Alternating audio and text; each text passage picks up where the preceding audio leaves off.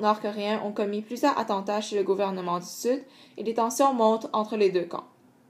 En 1991, les deux Corées font officiellement partie de l'ONU et signent un accord de réconciliation, de non-agression, d'échange et de coopération.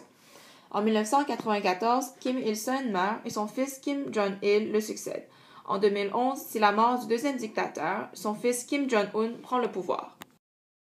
Après la guerre de Corée, le pays se reconstruit et connaît une croissance économique phénoménale. Dans les années 1970, la population fut séparée en classes sociales distinctes selon la loyauté politique.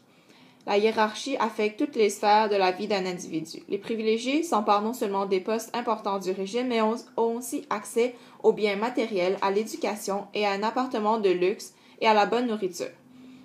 Mais une grande majorité de la population reste dans la pauvreté et dans la famine. Les droits de l'homme sont bafoués en Corée du Nord malgré les nombreux traités qu'ils ont signés. Ils sont interdits d'aller sur Internet, d'abîmer un journal avec la photo du leader, de posséder une voiture, de lire la Bible, etc. Les tortures sont très courantes dans les camps de travail. Une personne qui décide de s'enfuir aura sa famille punie sur 3 générations. Le nucléaire.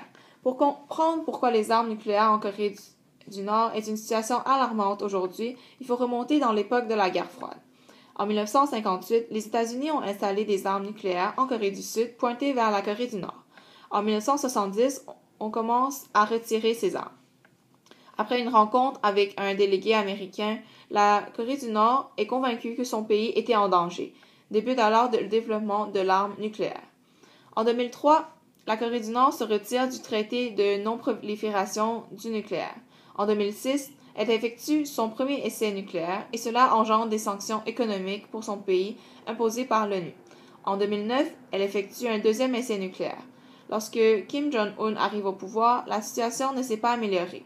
Les essais nucléaires se sont poursuivis en 2012 jusqu'à aujourd'hui. Voilà pourquoi les tensions entre la Corée du Nord et ses ennemis, les États-Unis et la Corée du Sud, est au sommet. Ce pays est prêt à tout moment pour utiliser son arme nucléaire.